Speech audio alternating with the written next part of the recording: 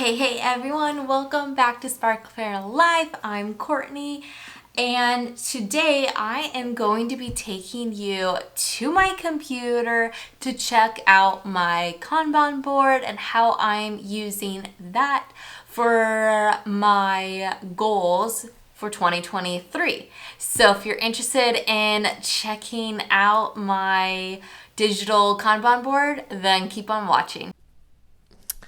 Welcome back. We are doing take 3 of filming this. I was struggling with microphone. Took me about 10 minutes to figure out that it was muted the whole entire time, like the physical mute button. But we got that solved, and then I was worried that my screen wasn't recording, but it is. We are back. Okay, so I am in Notion. So I've showed in the past some of my outlining for my books, and you could kind of see what I'm working on. So just don't look over to the side. But here is my 90-day goals. So I just showed you my paper planner, which went over the goals, the projects, and the tasks. And I really wanted to incorporate a Kanban board. I've tried in the past with the Post-it notes, what Sarah recommends in the HB90 bootcamp, and I just couldn't make it work for me. I wasn't looking at them. I wasn't moving them around. It just took forever to write them all out. So I took a few different Notion templates and combined them together, and I think this is going to work for 2023. So as you see, this is kind of a Kanban board. So I'm actually gonna, I think, move them around because it should go to do, then in progress, and then completed. I don't really need to see completed, so I don't have that. And then there is the no status, which would be anything that isn't assigned a to-do or a in progress. So it's just how the system does it. But what is cool is you could use this for the whole entire year. So there is quarterly and monthly. So I'll take you through the quarterly first.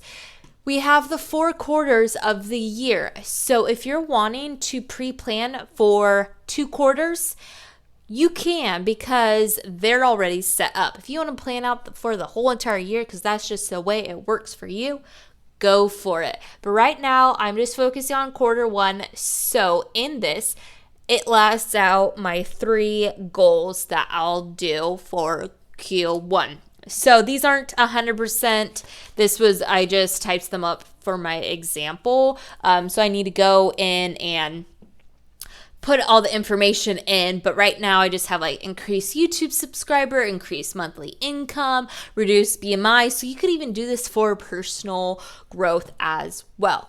So that is in the quarterly. So if you're just wanting to take an overall look of how your quarter, what your goals are, this is where they sit. So going back, somehow these back buttons don't always work out.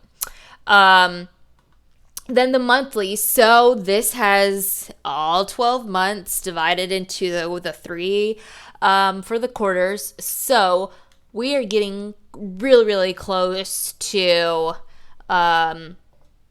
January. We have about 21 days until January. And so with that, here is an overview of what my January looks like. It has my 3 goals, what I'm going after for that month, and it has the projects that I'm associating with this month. So you could do specific projects per month, or you could have them listed for all 3 months if that's what you want to do. And then the tasks that are associated with the projects will show up here as well, which we'll get to in a second. Okay, going back, then we have, I'll just go down here for, this is like just an overview of all the projects. So if you just want to look at everything, you can. And then your 3 goals, and then it breaks down to projects. Next steps is aka task. We're going to rename that because it might be a little confusing what months we're going to be working on them and the quarter. That's why it's at the bottom, because it's a little over the top. So you could just stop here, don't go past this, and just focus then on the databases. So then we go into the goals. This is where you could put in the information for the months. If you want to do them specific, you could do that, or you could list them for all 3. And the way you do this is you go in here. I will have this template in the description bar because it might be something you're interested in, and I'm definitely willing to share because I took from the templates myself, so I don't own this in any shape or form. So right now I'm unlinking this from February. So if you don't want them to be linked, you do not have to. So that's kind of cool, which means then let's go back to the monthly, and we took it away from, was it March? Yeah, so now that the running is no longer here because we removed it from the month. So just another thing that you could do. Okay, and then the test. This is where it's going to probably take you the most because you need to write out all of your tests. So I started doing it when I was realizing that I wasn't, like, my mic wasn't on. So I'm just like, putting things that I know I need to do. Then what you need to do is put it in your to-do. So all the things that you are currently not working on. So that's why it's an extra step you need to do. Then assign it to what the goal is. So you could also assign it to multiple goals if it fits in that. So just doing all this. Boop, boop. And then you could go ahead, and this is where your tasks will be more I guess you got to think about send book to editor. So that's in January for my book to make edits. This will be in March. Format ebook. That is in, probably need to do that February. So I'm trying to release it. Pre-order. I want to get that early March. Cover reveal. Maybe February, or I might, it depends. So that's that. And then you might be like, what's this track Pomodoro time?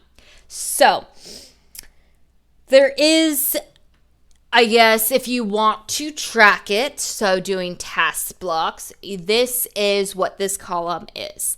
The downside is you have to put a name to it in order for it to kind of flow. So pre-order, I'm just going to write pre-order. And so then you could click on this.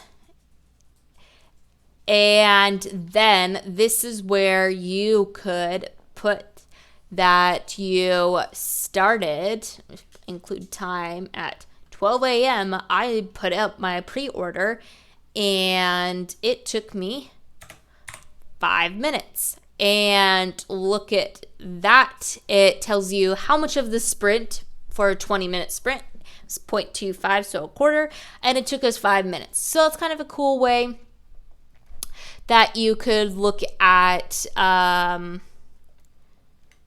task and tracking how much time it takes you. So where that is, if you don't want to do it from the side, you could go into this sprints, which is another database, which there's my timer, my 20-minute sprint timer. So I can push start, and there's pre-order it added to our list.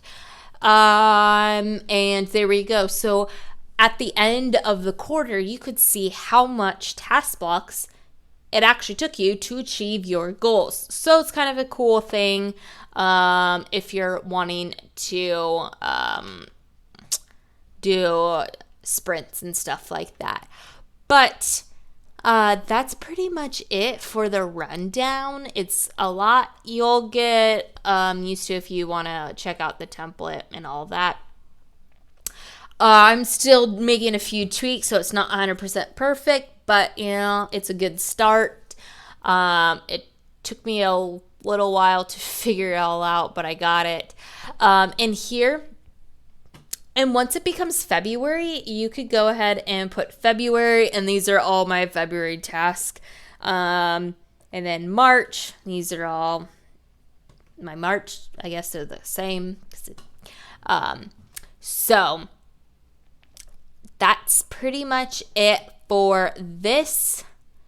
And I'm going to stop the recording, and we'll get back to chatting. That is pretty much it. It took me a while to map out exactly the flow that I wanted for Notion, and I think the template turned out really great. So as I mentioned before, the template that you could copy and use on your own Notion site is available. It's free to sign up. And I hope you guys enjoyed it. And I'm also excited to see if doing some part of it like this online is better or worse for achieving my goals. So I'll definitely keep you updated on that, especially when it comes to Q1 review. And until then, have a good one. Bye.